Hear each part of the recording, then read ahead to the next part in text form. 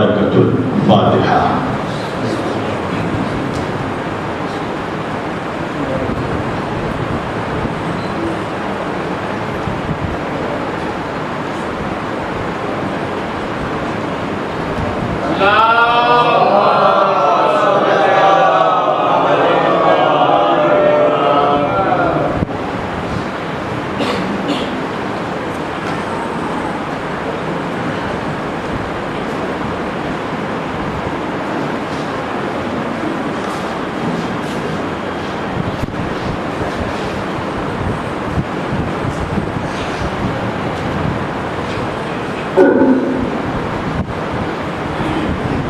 ولا حول ولا قوة إلا بالله العلي العظيم۔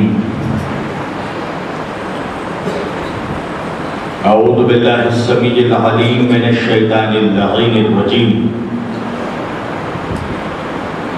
بسم الله الرحمن الرحيم۔ الحمد لله رب العالمين۔ الحمد لله الذي هدانا لهذا وما كنا لنهتدي لولا أن هدانا الله۔ لقد جاءت رسل ربنا بالحق۔ الصلاة والسلام والتحية والإكرام على سيد أشرف الأنبياء والمرسلين، خاتم النبيين طه وياسين، شفيع المذنبين، إمام الحرمين والقبلتين، وسیلتنا فی الدارین، صاحب کعبہ و قوسین، جد الحسن والحسین، محبوب رب المشرقین و رب المغربین، مولانا و مولا الثقلین، سیدنا و نبینا و شفیعنا و طبیبنا و حبیبنا و کریمنا و امامنا و ملجانا و مغیثنا و اولنا و اوسطنا وآخرنا وکلنا، حضور جناب ابو القاسم احمد مجتبی محمد مصطفیٰ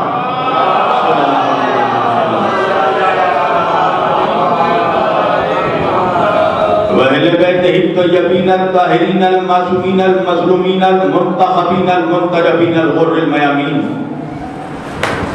وأصحابہ المتقین المنتخبین المنتجبین، ولعنة الله على أعدائهم أجمعين من يومنا هذا إلى قيام يوم الدين۔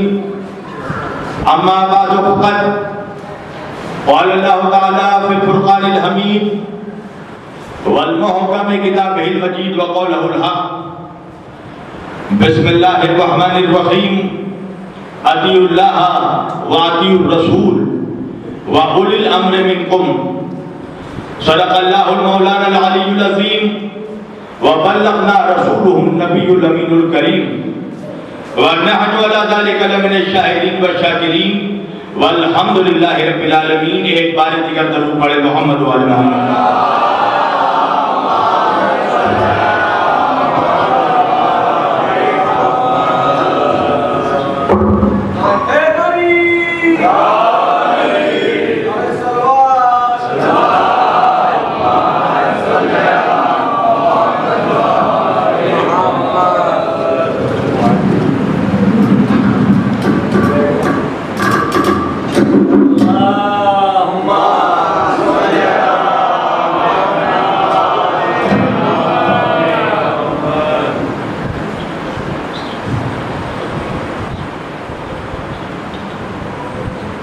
عزیزان گرامی قدر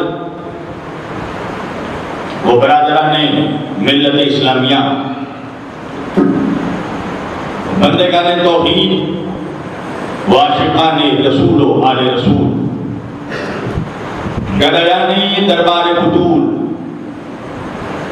مولا آپ سبوں کے جذبہ ایمانی کو زندہ و سلامت رکھے۔ ماشاءاللہ، اب الحمدللہ یہ اس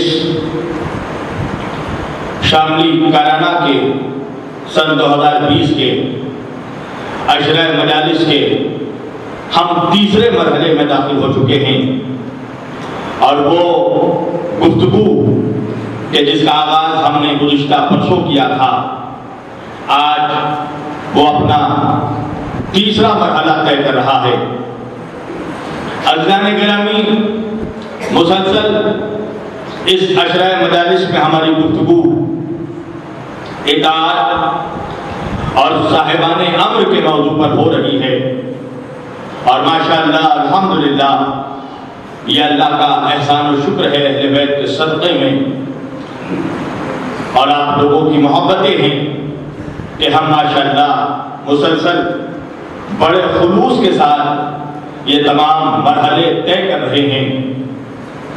میں نے ان عشرہ مجالس کے لیے قرآن مجید کی جس آیت واقعی ہدایہ کو سرنامہ کلام میں موضوع گفتگو قرار دیا، خداوند کریم اپنی مقدس کتاب قرآن مجید فرقان حمید میں ارشاد فرما رہا ہے، بسم اللہ الرحمن الرحیم، اطیعوا اللہ واطیعوا الرسول واولی الامر منکم۔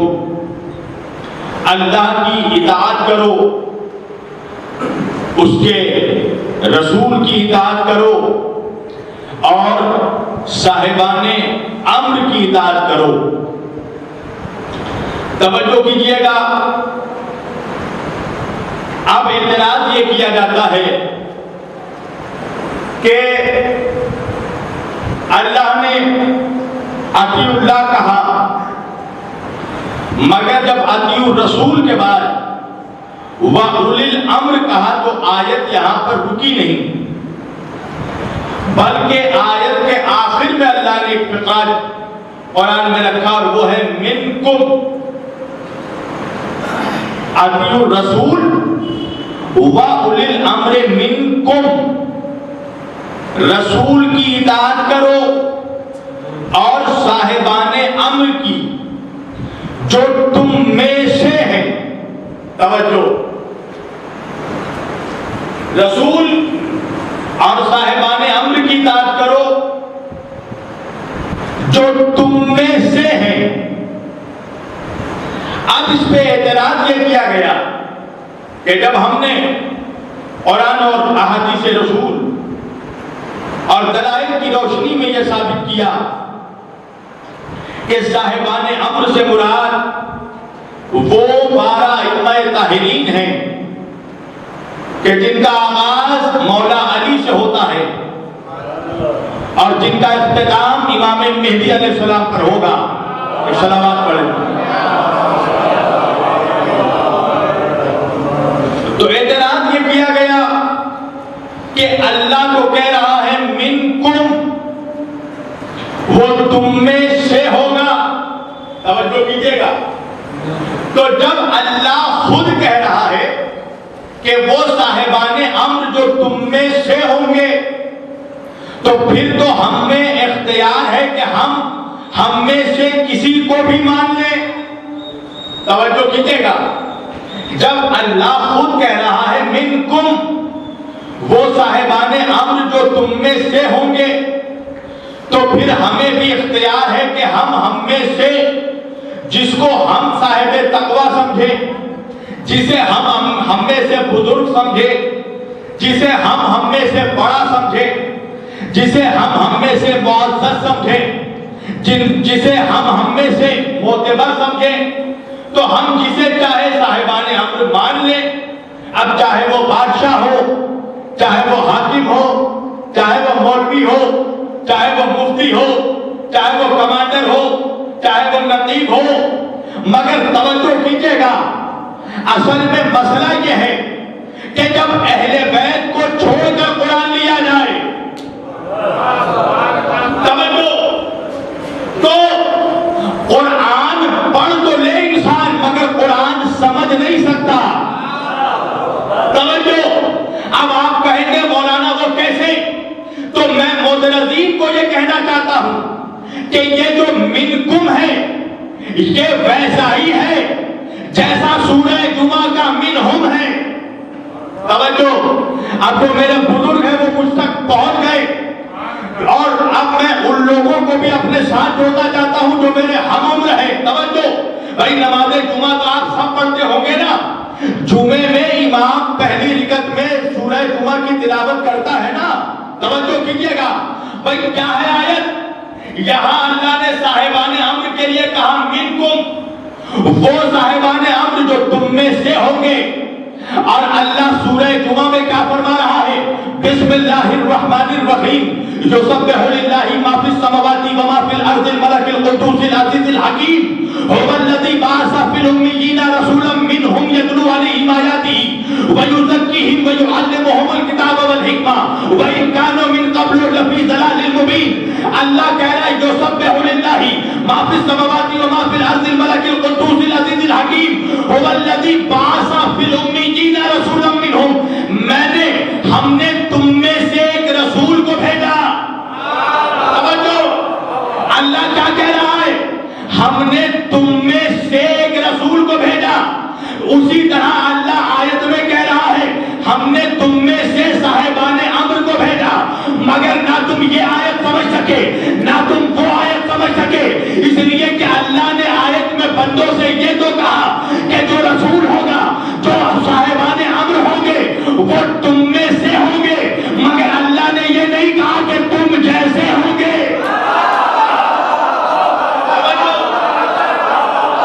بھائی اللہ نے یہ تو کہا کہ وہ تم میں سے ہوں گے، مگر یہ نہیں کہا کہ وہ تم جیسے ہوں گے. تم میں سے ہوں گے کیا مطلب؟ جیسے کوئلے کی کان میں ہیرا ہوتا ہے. بھائی ہوتا ہے وہ کوئلے کی کان میں، مگر اگر کوئی عقل کا احمق کہے کہ کوئلہ اور ہیرا برابر، تو آپ کہیں گے نا عجیب جاہل ہے، وہ کوئلے کی کان میں بھی رہ کر ہیرا ہے. توجہ کیجئے گا. جس طرح کوفے میں رہ کر بھی مختار مختار تھا،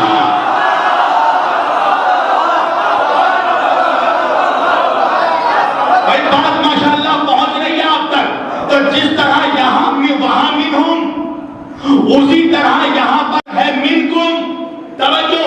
تو اللہ کہہ رہا ہے اللہ کی اطاعت کرو، اس کے رسول کی اطاعت کرو اور صاحبان امر کی اطاعت کرو. تو اب مجھے بات سمجھ میں نہیں آتی، اور پوری دنیا میں یہاں سے لے کر امریکہ تک جہاں جہاں لوگ میری گفتگو سن رہے ہیں، سبوں کے لیے ایک سوال رکھنا چاہتا ہوں کہ بھائی جب اللہ نے یہاں واضح کر دیا قرآن میں کہ اللہ کی اطاعت کرو، اس کے رسول کی اطاعت کرو، صاحبان امر کی اطاعت کرو، تو بھائی جب اللہ نے واضح کر دیا کہ کس کی اطاعت کرنی ہے، تو پھر ہر فرقہ کہتا ہے ہم اطاعت تو کرتے ہیں. تو مجھے یہ بتاؤ کہ جب سب اطاعت کر رہے ہیں تو مسلمانوں میں 73 فرقے کیسے ہو گئے؟ بھائی جب سب اطاعت کر رہے ہیں تو 73 فرقے کیسے ہو گئے؟ تو بھائی 73 فرقوں میں جا کر سب سے پوچھ لینا، اللہ میں کسی کو اختلاف نہیں کہ اللہ ایک ہے، رسول میں کسی کو اعتراض نہیں، ہاں اسی رسول کو فالو کرتے ہیں. مسئلہ پھنستا ہے صاحبان امر میں. توجہ. اس کا مطلب یہ ہے کہ اتنے جو فرقے بنے مسلمانوں میں 73 فرقے بن گئے.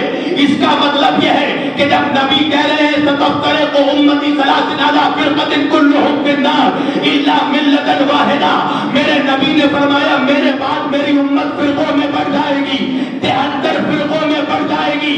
فرقۃ کلھم فی النار، سب کے سب جہنم میں جائیں گے، الا ملۃ واحدہ، سوائے ایک فرقے کے جو نجات پائے گا، جو جنت پائے گا.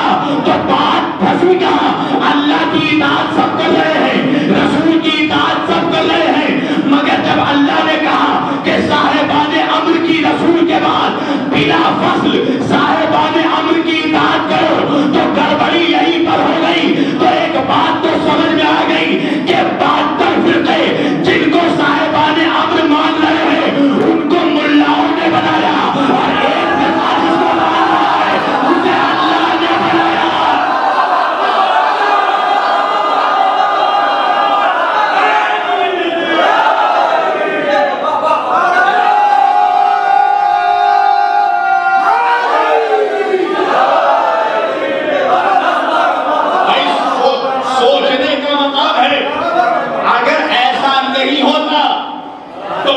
امت میں اتنا اختلاف کیسے ہو گیا؟ امت میں 73 فرقے کیسے ہو گئے؟ توجہ بھائی، جب دین ایک، اللہ ایک، رسول ایک، شریعت ایک، کتاب ایک، کعبہ ایک، قبلہ ایک، تو فرقے 73 کیسے؟ تو پھر دین میں جو یہ فرقے ہو گئے، دین میں جو یہ تقسیم ہو گیا، یہ کیسے ہوا؟ مجھے آپ بتائیں، یہ دین میں اتنے فرقے کیسے ہو گئے، اتنی تقسیم کیسے ہو گئی؟ نعوذ باللہ ایک جملہ کہوں، تقسیم تبھی ممکن ہے، یہ جو اتنے فرقے ہوئے یہ تبھی ممکن تھا جب اللہ دین دیتا کچھ اور نعوذ باللہ نبی پہنچاتے کچھ اور۔ نہیں پہنچا میرا مجمع بھائی، فرقے تو تب ہوتے جب اللہ دیتا کچھ اور نبی پہنچاتے کچھ اور۔ کہا نہیں مولانا، ایسا خبردار مت کہیے، جو دین اللہ نے دیا وہی دین نبی نے پہنچایا، تو پھر فرقے کیسے ہو گئے؟ کچھ تو کنیکشن ہوگا۔ کہا مولانا ایک کنیکشن ہے کہ اللہ نے رسول کو جو دین پہنچایا وہ جبریل کے ذریعہ پہنچایا، تو کیا نعوذ باللہ گڑبڑی جبریل نے کی؟ توجہ کیجئے گا، نعوذ باللہ کیا جبریل نے کچھ گڑبڑی کر دی کہ اللہ سے لیا کچھ اور نبی کو دیا کچھ اور؟ کیا مولانا ہرگز ایسا مت کہیے گا ورنہ کافر ہو جائیے گا۔ میں نے کہا کیوں؟ کہا اس لیے کہ جبریل ہے معصوم، اور معصوم کبھی غلط دین نہیں دے سکتا۔ میں نے کہا بات سمجھ میں آ گئی، اگر نبی کے بعد دین معصوموں سے لیا جاتا تو اختلاف نہیں ہوتا۔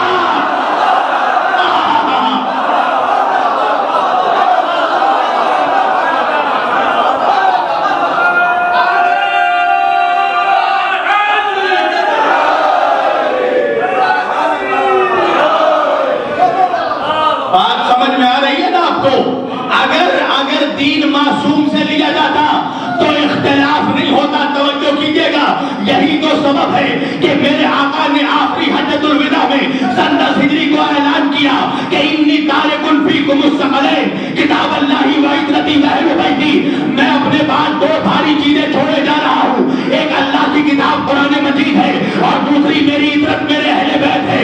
ہم کسی نے پوچھا یا رسول اللہ آپ کے اہل بیت کون ہے؟ نبی نے فرمایا ہم علی والفاطمہ والحسن والحسین وعلیہ وذریتہ۔ توجہ کرنا، نبی نے فرمایا علی، فاطمہ، حسن اور حسین اور ان کی اولاد میرے اہل بیت ہے۔ اب سمجھ میں آیا کہ مولویوں نے یہ کیوں کہا کہ اہل بیت معصوم نہیں ہے، اس لیے کہ اگر اہل بیت کو معصوم مان لیا تو دین اہل بیت سے لینا ہوگا۔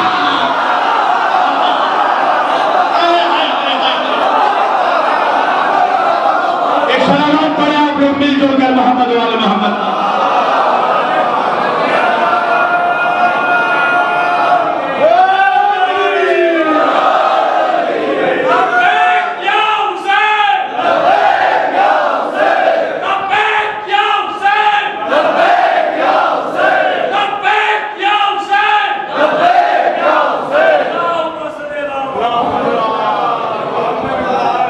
بلندرین درود پڑھیں آپ لوگ محمد والے محمد۔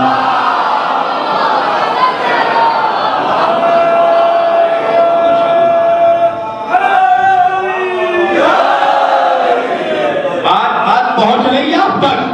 اب سمجھ میں آیا کہ اہل بیت کی عصمت کا انکار کیوں کیا؟ کہ اس لیے کہ ملت کو بتا دیا تو پھنس جائیں گے۔ دنیا مسلمان ملا کے پیچھے نہیں، پھر ولی اللہ کے پیچھے جائے گی۔ توجہ کیجئے گا، تو یہی وجہ ہے کہ آیت تطہیر کی گواہی کے باوجود اہل بیت کو معصوم نہیں مانا گیا۔ کہنے لگے اس لیے کہ معصوم فقط انبیاء ہیں۔ میں نے کہا اگر معصوم فقط انبیاء ہے تو قرآن سے دلیل دکھاؤ، کہیں پر اللہ نے کسی آیت میں کہا ہو کہ نبیوں کے علاوہ کوئی معصوم نہیں ہوتا۔ توجہ کیجئے گا، آیت تطہیر موجود، اللہ خود گارنٹی لے رہا ہے قریب نجاست کو آنے نہیں دیں گے. اللہ خود گارنٹی لے رہا ہے کہ ہم اہل بیت کو پاک رکھیں گے. میں کہوں گا کہ ہم تمام نبیوں کو معصوم مانتے ہیں، مگر قرآن کی 6666 آیتوں میں کسی ایک آیت میں بھی دکھاؤ کہ اللہ نے آدم سے لے کر عیسیٰ تک کے نبی کے لیے گارنٹی لی ہو. بھائی جس کی گارنٹی نہیں لی اسے تو سب معصوم مانتے ہیں، اور اللہ خود جس کی گارنٹی لے رہا ہے. کہنے لگے نہیں مولانا، نبیوں کے علاوہ کوئی معصوم نہیں ہوتا. تو میں نے کہا جبریل کو تیرے باپ نے نبوت دی ہے؟ یا تو آپ سن نہیں سکے، یا تو میں پڑھ نہیں سکا. کہنے لگے مولانا نہیں فرشتے بھی معصوم ہوتے ہیں. میں نے کہا ابھی تک تو کہہ رہا تھا کہ فقط نبی معصوم ہوتے ہیں، اس لیے کہ انبیاء کو اللہ نے نبوت کے منصب پر فائز کیا. اب فرشتوں کو بھی معصوم مان رہا ہے. وجہ کیا ہے؟ کہا مولانا فرشتوں کو ہم معصوم منصب کی وجہ سے نہیں مانتے، ان کی خلقت کی وجہ سے مانتے ہیں. میں نے کہا خلقت کہاں سے ہوئی؟ کہا کہ فرشتوں کو اللہ نے نور سے پیدا کیا. میں نے کہا تو اہل بیت کو کہاں سے پیدا کیا؟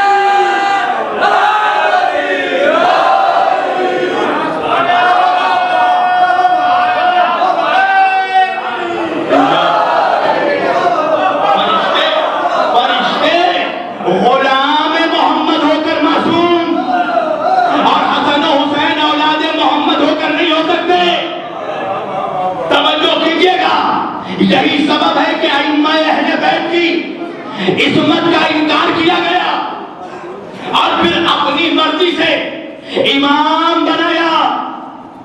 سنیے گا، امام اجماع سے نہیں بنتا، امام جمہور سے نہیں بنتا، امام الیکشن سے نہیں بنتا، امام ووٹنگ سے نہیں بنتا.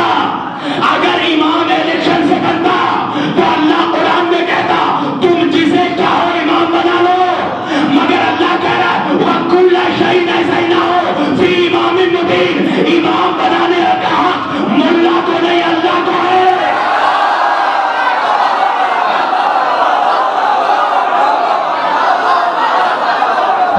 امام بنانے کا حق ملا کو نہیں ہے کہ جسے چاہو اجماع سے بنا لو، جسے چاہو اپنی مرضی سے بنا لو.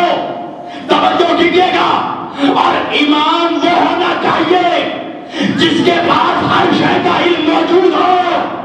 بھائی لاکھوں ہزاروں واقعات میں دکھا دوں گا کہ جب جب لوگ مشکلوں میں پھنسے تو علی کے پاس آ کر کہا علی اس سوال کا جواب دے دیجئے، علی یہ مسائل حل کر دیجئے، علی مشکل میں مدد کیجئے. مگر مجھے ایک بھی واقعہ دیکھا کہ علی نے کبھی ان سے پوچھا ہو یا ان سے پوچھا.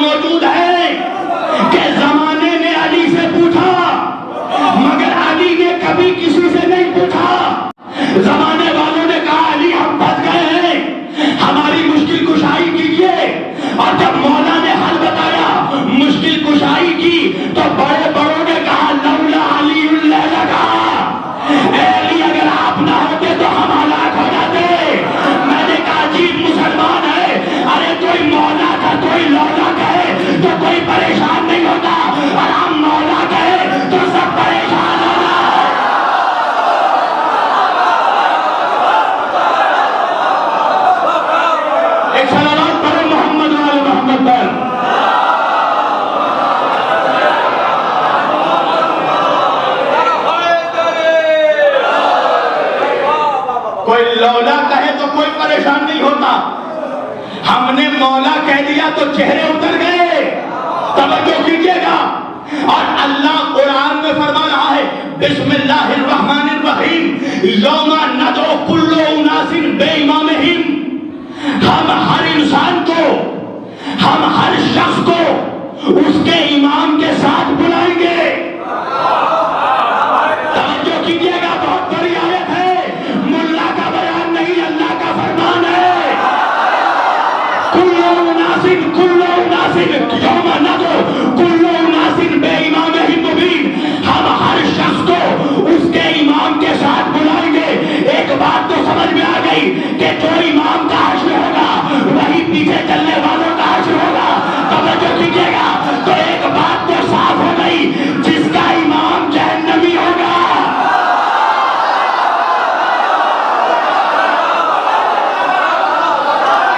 ایک بات سمجھ میں آ گئی نا کہ بھائی جس کا امام جہنمی ہوگا اس کی عوام بھی جہنم میں جائے گی. تو اگر جنت میں جانا ہے تو ایک چیز شیور کر لو کہ امام جنتی ہے کہ نہیں. بھائی سارے مسلمانوں کو میرا پیغام ہے، اگر جنت جانا ہے تو یہ کنفرم کر لو کہ جس کو تم نے امام مانا وہ جنتی ہے کہ نہیں. اور اگر تمہارا امام جنتی نکل بھی جائے اپنے اعمال اور تقوی کی وجہ سے، اگر جنتی ہو بھی تو بھی یہ کافی نہیں ہے. اس لیے کہ جو امام ہوگا اس کا خود اکیلے جنت میں جانا کافی نہیں ہے. اس کے پاس وہ اختیار اور اتنا پاور بھی ہونا چاہیے کہ خالی اکیلے جنت میں نہ جائے، اپنے غلاموں کو بھی جنت لے جائے.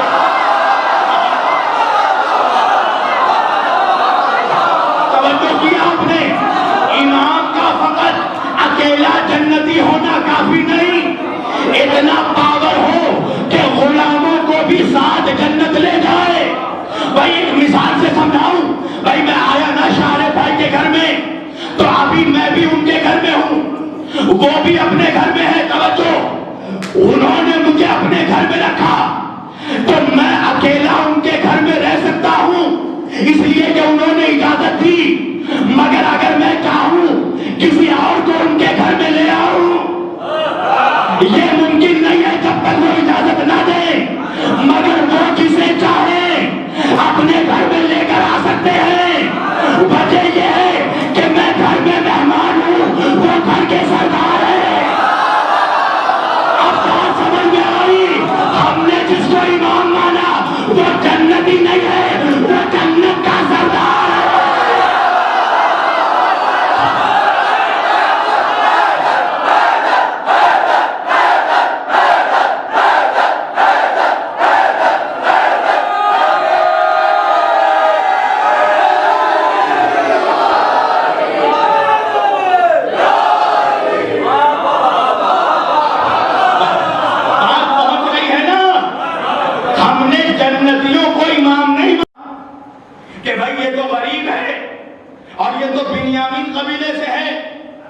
اس کو کیسے بادشاہ بنایا جائے؟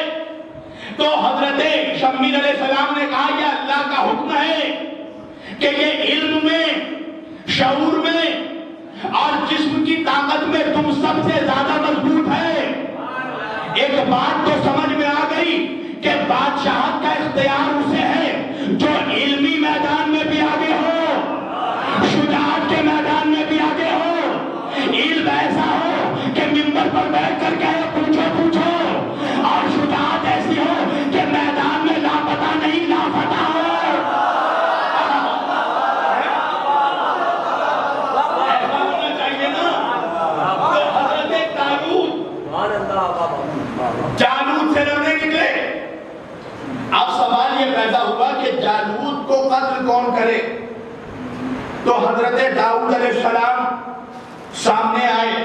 اپنے باپ کے 4 بیٹوں میں سے سب سے چھوٹے بیٹے تھے. حضرت داؤد علیہ السلام آئے کہ میں مقابلہ کروں گا جالوت کا. تو اس وقت لوگوں نے شرط یہ رکھی کہ جالوت کا مقابلہ وہ کرے گا کہ جس کے بدن میں حضرت موسیٰ علیہ السلام کی ذرا فٹ آ جائے. توجہ، اس لیے کہ جو تابوت سکینہ گم ہو گیا تھا، وہ طالوت کے حکومت حاکم بننے کے بعد وہ تابوت سکینہ بنی اسرائیل کو واپس مل گیا تھا۔ تو بنی اسرائیل نے یہ شرط رکھی کہ جالوت کے مقابلے پہ وہی جائے گا جس کو موسیٰ کی زرہ فٹ ہو۔ توجہ، اب تاریخ نے لکھا کہ جب موسیٰ علیہ السلام کا زرہ اور موسیٰ علیہ السلام کا لباس جب حضرت داؤد کے پاس لایا گیا اور لوگ سمجھنے لگے کہ بھائی موسیٰ علیہ السلام اتنے بڑے نبی اور داؤد علیہ السلام ایک نوجوان شخص تھے، لوگوں نے سوچا کہ شاید موسیٰ کا پیراہن، موسیٰ کا لباس داؤد کو نہیں آئے گا، مگر جب داؤد علیہ السلام نے لباس پہنا تو لباس بالکل فٹ ہو گیا۔ لوگ کہنے لگے کہ ایسا لگ رہا ہے کہ یہ لباس انہی کے لیے بنی ہے۔ توجہ کیجئے گا، آپ نہیں پہنچے۔ جب میرے نبی نے پردہ کیا تو نبی کے چچا حضرت عباس ابن مطلب مولا علی کے پاس آئے اور آ کے کہنے لگے بنی ہاشم میں ابھی سب سے بزرگ میں ہوں تو مجھے خلافت پر بیٹھنا چاہیے۔ مولا علی نے کہا یہی ٹھہریے، رسول کا امامہ لے کر آئے، رسول کا کرتا لے کر آئے۔ حضرت عباس ابن عبد المطلب نے امامہ پہننا چاہا مگر امامہ فٹ نہیں آیا، کرتا پہننا چاہا مگر پہن نہ سکے۔ اب مولا علی نے کہا رکیے میں پہن کر دکھاتا ہوں۔ مولا نے نبی کا امامہ پہنا، نبی کا کرتا پہنا۔ جب عباس نے دیکھا کہا ایسا لگ رہا ہے کہ یہ علی یہ آپ ہی کے لیے بنی ہے۔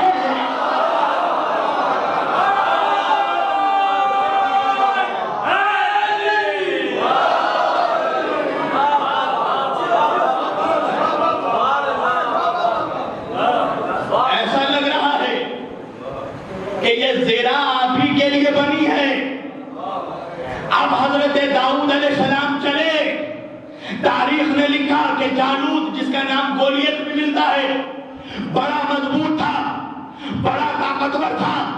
حضرت داؤد علیہ السلام نے اسے گلیل کے ایک پتھر سے مارا اور وہ اس طرح زیرہ پہنا ہوا تھا اور سر میں اس طرح لوہے کا خود اور ٹوپی پہنا ہوا تھا کہ صرف اس کی آنکھ نظر آ رہی تھی۔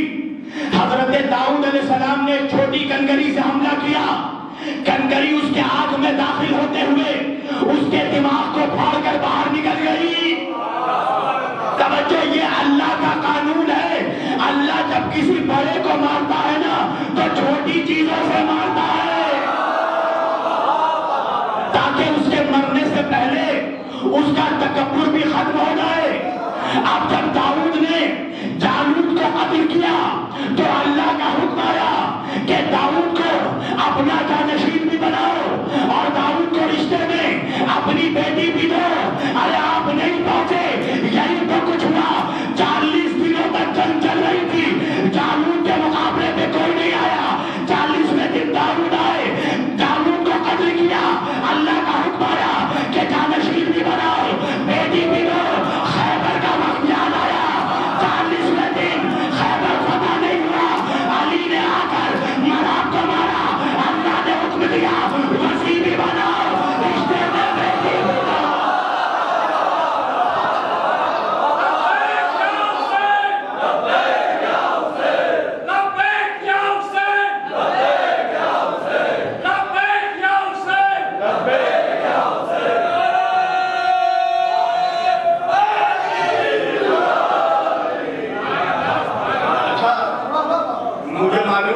بزرگوں کو تو بڑا مزہ آ رہا ہے اور نوجوانوں کو بھی اچھا لگ رہا ہے کہ نہیں؟ ورنہ میں خطابت کے دوسرے پیدرے بھی جانتا ہوں، کہوں تو ٹریک موڑ دوں۔ میں چاہتا ہوں کہ کچھ علمی باتوں سے بھی یہ بتایا جائے کہ دیکھو علی کی ولایت کیا ہے، ائمہ کی امامت کیا ہے۔ طالوت نے جانشین بھی بنایا، رشتے میں بیٹی بھی دی۔ داؤد کو توجہ، اور اللہ نے انعام کیا دیا؟ حضرت داؤد کو اللہ نے لہن دیا۔ سنیے گا، جس نے جالوت کو قتل کیا اللہ نے اس کو لہجہ دیا۔ توجہ، ایک بات کہوں، اللہ نے داؤد کو لہجہ تو دیا مگر خود داؤد کے لہجے میں کلام نہیں کیا۔ اب جو نہیں سمجھے مجھے افسوس ہو رہا ہے قسم سے کہ اگر فرش عطا پر بیٹھ کر کوئی اتنا بڑا جملہ نہ سمجھ سکے تو افسوس ہے۔ بھائی لہجہ دیا مگر خود لہجے میں کلام نہیں کیا۔ ایک صلوات پڑھے جو پہنچ گئے ان کو میرا سلام۔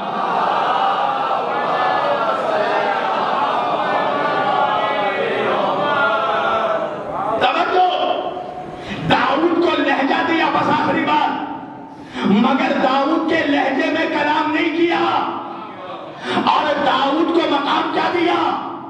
داؤد کو بھی سرداری دی، داؤد کو بھی سردار بنایا، اور داؤد کے ایک بیٹے سلیمان کو بھی سردار بنایا۔ توجہ کیجیے گا، داؤد کو بھی سردار بنایا، داؤد کے بیٹے کو بھی سردار بنایا، اللہ نے علی کو بھی سردار بنایا، علی کے بیٹوں کو بھی سردار بنایا، مگر فرق ہے داؤد کے ایک بیٹے کو سردار بنایا، علی کے دو بیٹوں کو سردار۔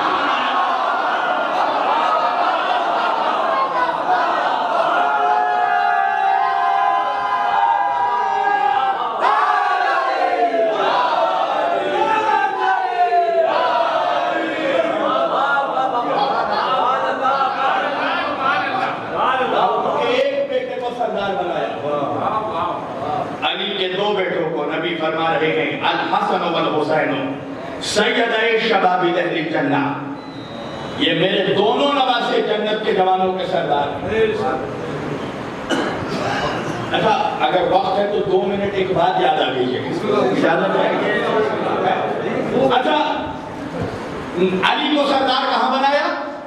غدیر میں، ہے نا؟ کیا اعلان کیا؟ من کنتم مولا ہو فہذا علی مولا، میں جس کا سردار علی بھی اس کا سردار۔ مولوی کہنے لگا مولا کے معنی دوست، حدیث کا نبی کہہ رہے میں جس کا دوست، نبی تیرے فرینڈ ہیں؟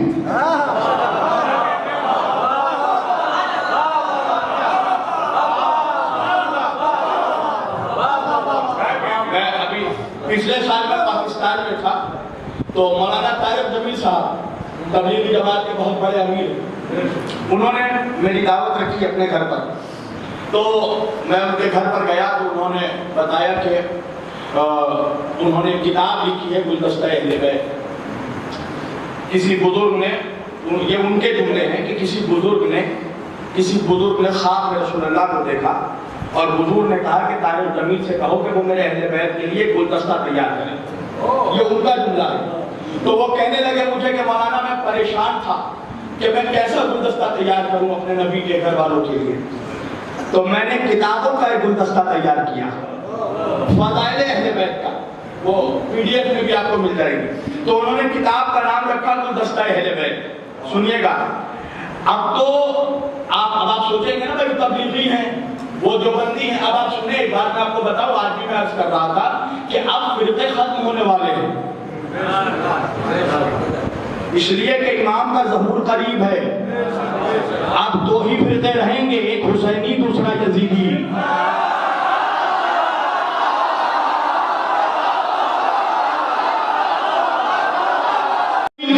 وہ کہتے ہیں کہ جب تک میں نے یہ حدیث نہیں سنی تھی تب تک حضرت علی کہتا تھا، مگر جب حدیث سن لی تو اب حضرت علی نہیں، اب مولا علی کہتا ہوں۔ اور مولا کے معنی دوست کے نہیں ہیں، نبی امت کا دوست نہیں ہے، نبی امت کا سردار ہے۔ تو نبی کہہ رہے ہیں جس کا میں سردار، اس کے علی سردار۔ اب منافق نے اعتراض کیا یہ کیسے ہو سکتا ہے؟ میں نے کہا کیوں؟ اس لیے کہ ایک جنگل میں 2 شیر نہیں رہ سکتا، تو جب ایک جنگل میں 2 شیر نہیں رہ سکتے تو ایک امت کے 2 سردار کیسے ہو سکتے ہیں؟ میں نے کہا تم نے حدیث نہیں پڑھی، ارے جب ایک جنت کے 2 سردار ہو سکتے ہیں تو ایک امت کے 2 سردار نہیں ہو سکتے۔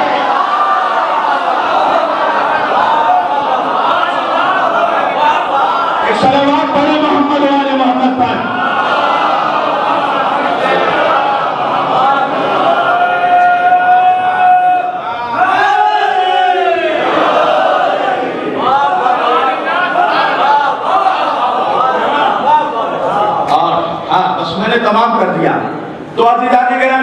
اچھا میرے جملے سے بعد میں کچھ یہ نہ لے لے کوئی. بھائی ابو سفیان فتح مکہ کے بعد مسلمان ہوا نا, مگر فتح مکہ سے پہلے تو کافر تھا نا, کافر تھا نا, منافق. تو بعد میں کوئی یہ نہ کہ مولانا نے کیا پڑھ دیا. سنیے, صحابہ کو برا کہنا حرام ہے, مگر میرا جملہ یاد رکھیے گا کہ صحابہ کو برا کہنا تو حرام ہے, مگر برے کو صحابی کہنا بھی حرام ہے.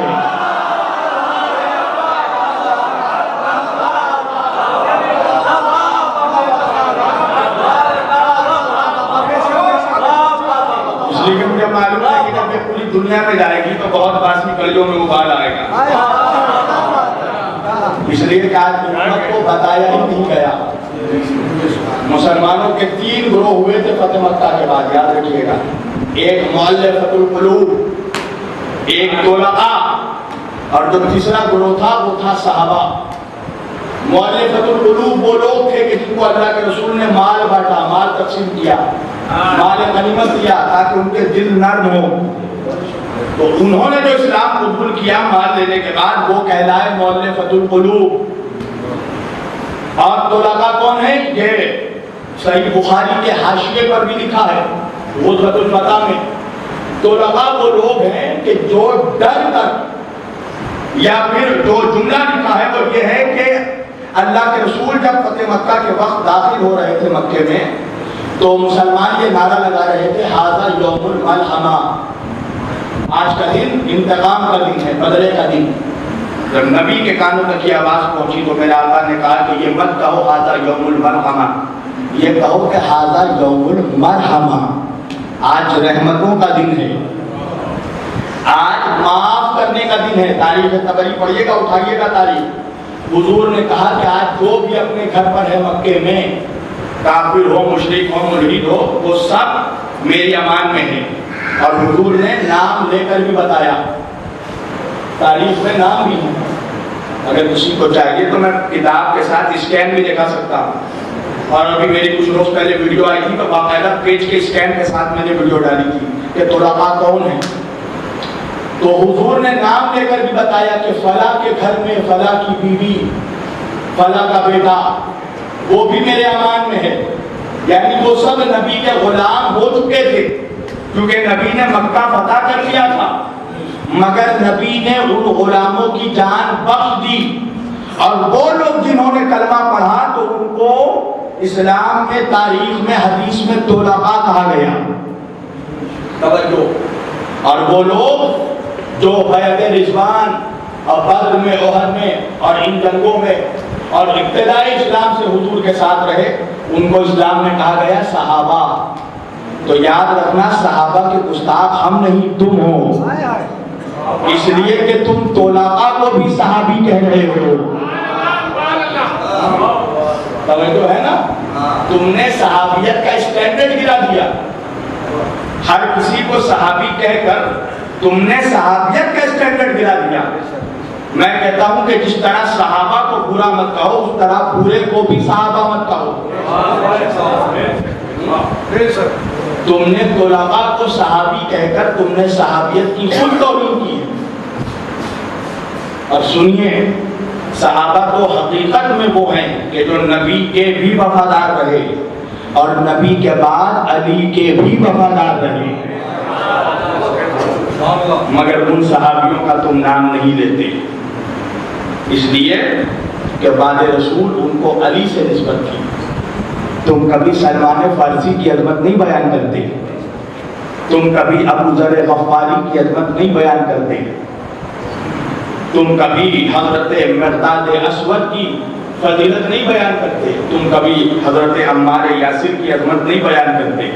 اس لیے کہ تم جانتے ہو, بڑے چالاک لوگ نہیں ہو تم بھی, تم جانتے ہو کہ اگر عمار کا ذکر کریں گے تو لوگ یہ بھی پوچھیں گے کہ عمار کو قتل کس نے کیا ہے, تو پھر نام بتانا پڑے گا.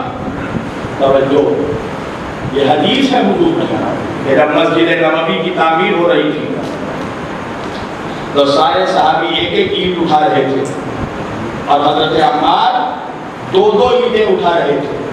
تو حضور نے کہا وائے وائے عمار, افسوس افسوس عمار کے اوپر۔ لوگوں نے کہا کیا بات ہے آقا؟ کہا کہ عنقریب عمار کو ایک باغی گروہ قتل کرے گا، اور یہ صحیح حدیث ہے عالم اسلام کی، یعنی اس پہ کسی کو ڈسپیوٹ نہیں، جس کو حدیث میں حدیث متواتر کا درجہ حاصل ہے، یعنی کہ اس پہ کوئی شک نہیں۔ حضور نے کہا کہ عمار کو ایک باغی گروہ قتل کرے گا۔ اگر حدیث یہاں تک مل جاتی نا تو شاید بیان ہو جاتا، مگر اس کے بعد کا جملہ اور خطرناک ہے۔ حضور نے کہا کہ عمار ان کو جنت کی طرف بلاتا ہوگا اور وہ عمار کو جہنم کی طرف بلاتے ہوں گے، یعنی کہ کنفرم ہے کہ جن لوگوں نے عمار کو قتل کیا وہ جہنمی تھے۔ تو پھر تمہیں بتانے میں پریشانی کیوں ہوتی ہے کہ اس جہنمیوں کا سردار کون تھا؟ بھیا عجیب و غریب بات ہے نا، قتل کرنے والے تم کہتے ہو کہ لوگوں نے قتل کیا، تو ارے قتل کرنے والا مجرم ہے تو جس نے قتل کروایا، اگر میں کہیں پر 10 لوگوں کو لے کر جاؤں، میں کھڑا رہوں چپ سے، اور میرے ساتھ جو 10 لوگ ہیں وہ 5 لوگوں کا مرڈر کر دیں، تو خالی وہی 10 قاتل ہوں گے؟ میں جو لے کر گیا، تو انصاف سے بتاؤ جنگ صفین میں سب سے جو زیادہ روایت ملتی ہے وہ ہے 1,10,000 صحابہ کا قتل ہوا، 1,10,000 مسلمان، اور کم تعداد جو ملتی ہے وہ 70,000 مسلمان۔ میں 70,000 کو پکڑتا ہوں کہ 70,000 مسلمان جو جنگ صفین میں قتل ہوئے ان کا قاتل کون ہوا؟ کس کے ساتھ جائے گا ان کا قتل؟ تم آج کس کو بچانا چاہ رہے ہو؟ تم نے مسلمانوں کو کس نالے پر لا کر کھڑا کر دیا کہ مظلوم بھی رضی اللہ اور ظالم بھی رضی اللہ۔ اس لیے آج کسی کو دین سمجھ میں نہیں آتا ہے، اور پاکستان کے ایک مولوی نے تو اب کہہ بھی دیا کھول کر کہ اگر ان کو بچانا ہے تو یزید کو بھی بچانا ہوگا۔ آپ سوچ رہے ہیں اصل میں یہ ان لوگوں کا پلاننگ، ان کی پلاننگ یہی ہے کہ یہ کہیں نہ کہیں ایسے موڑ پر مسلمانوں کو لے کر آ جائیں کہ یہ یزید کو بھی امیر بنا دیں، اور اب وہی نعرہ لگ رہا ہے پاکستان میں، اس لعنتی کے ساتھ بھی زندہ باد کا نعرہ لگ رہا ہے۔ اس لیے میں کہہ رہا ہوں کہ آپ بس 2 ہی فرقے ہیں عالم اسلام میں، ایک حسینی ہے ایک یزیدی ہے۔ اگر حسینی ہے تو شیعوں میں ہے تب بھی حسینی ہے، سنیوں میں ہے تب بھی حسینی ہے، صوفیوں میں ہے تب بھی حسینی ہے، اور اگر یزیدی ہے تو کہیں پر بھی ہے مگر یزیدی ہے۔ اس لیے کہ اہل بیت کی محبت کے لیے حدیث میں مجھے دکھا دیجئے وراثت شرط نہیں ہے، ماں کی شرافت شرط ہے۔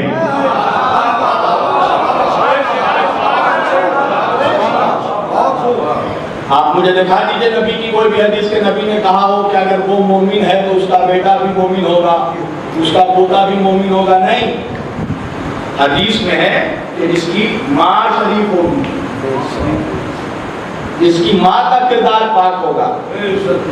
امام جعفر صادق علیہ السلام نے کہا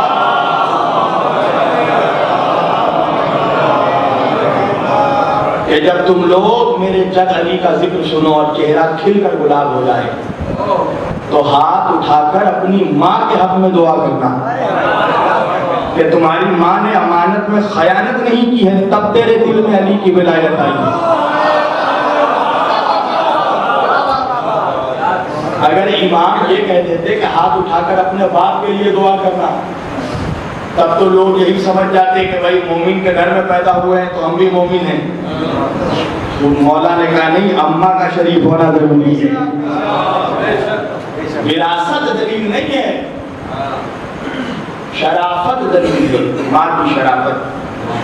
توجہ، اور انشاءاللہ آنے والے دنوں میں بتاؤں گا بھی کہ اماموں کے مقابلے میں جتنے لوگ آئے وہ نسلی خبیث تھے، حسب و نسب میں بھی ان کی خباثت تھی۔ جو لوگ اہل بیت کے مقابلے پہ آئے یا جنہوں نے اہل بیت کو اذیت دی، ورنہ انسانیت اتنی نہیں گر سکتی کہ بچوں پر بھی رحم نہ آئے۔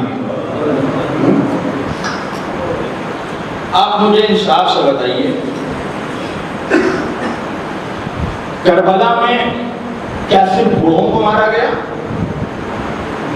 کیا صرف جوانوں کو مارا گیا؟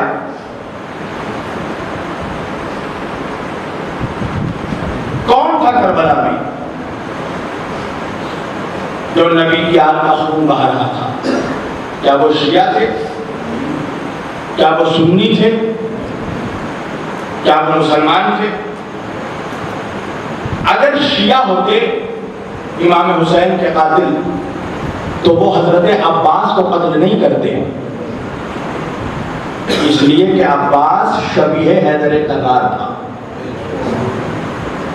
اگر سنی ہوتے تو علی اکبر کو قتل نہیں کرتے، اس لیے کہ وہ شبیہ پیغمبر اسلام تھے۔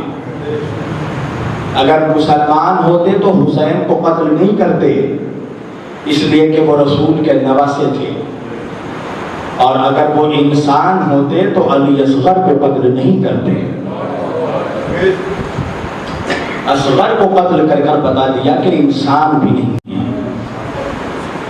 عزیزان انصاف سے بتاؤ، یہاں پر بہت سے صاحبان اولاد بیٹھے ہیں، یہاں پر میری ماں بہنیں بھی آئی ہوئی ہیں، مجھے آپ بتائیے انصاف سے، آپ کی چھوٹی چھوٹی بچیاں ہوں گی،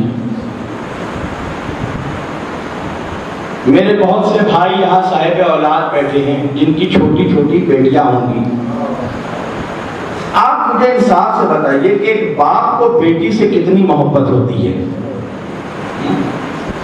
جب کوئی باپ سفر میں کہیں جاتا ہے تو بیٹی باپ کے دامن سے لپٹ کر کہتی ہے بابا واپس کب آؤ گے؟ باپ جواب دیتا ہے بیٹی کچھ دنوں میں آ جاؤں گا، کچھ ہفتوں میں آ جاؤں گا۔ آپ کو پتا ہے کربلا میں بھی ایک بیٹی نے اپنے باپ سے عاشور کے دن یہی سوال کیا تھا، بابا واپس کب آؤ گے؟ مگر ہائے اس بچی کو اس کے باپ نے کوئی جواب نہیں دیا۔ حاضر آپ کے آنکھوں میں آنسو آ گئے نا؟ آپ کو رونا بھی چاہیے، اس لیے کہ آپ نے سنا ہے نا کہ کربلا میں حسین کو قتل کیا گیا۔ آپ کو رونا چاہیے اس لیے کہ آپ نے سنا ہے نا کربلا میں اکبر کے سینے پر برچھی لگی۔ ہاں عزادارو آپ کو رونا چاہیے اس لیے کہ آپ نے سنا ہے نا کربلا میں عباس کے بازو کٹے۔ ہاں عزادارو آپ کو رونا چاہیے، آپ نے سنا ہے نا کربلا میں قاسم تقسیم ہوا، مگر عزادارو کبھی اس امام کے بارے میں تصور کرنا جس نے اپنے بابا کا سر کٹتے ہوئے سنا نہیں، جس نے اکبر کے سینے پر برچھی لگتے دیکھا، جس نے اصغر کے گلے پر تیر لگتے دیکھا، جس نے قاسم کو تقسیم ہوتے دیکھا، اور جب اس کے بابا کا کٹا ہوا سر نیزے پر بلند کیا گیا، ایک مرتبہ میرے بیمار امام نے دیکھا، السلام علیکہ یا ابا عبداللہ۔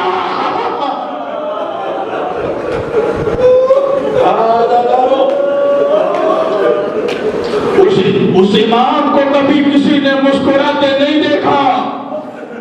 جب بھی پوچھا گیا نا امام آپ کا باپ کو ہم نے کبھی مسکراتے نہیں دیکھا، امام آپ ہمیشہ روتے رہتے ہیں۔ ایک مرتبہ میرے امام نے کہا بھائی تو نے انصاف نہیں کیا، ارے یعقوب کا ایک یوسف کھو گیا، ساری عمر روتے روتے آنکھوں کی بینائی چلے گئی، ارے میرا تو بھلے دوپہر میں 18 یوسف۔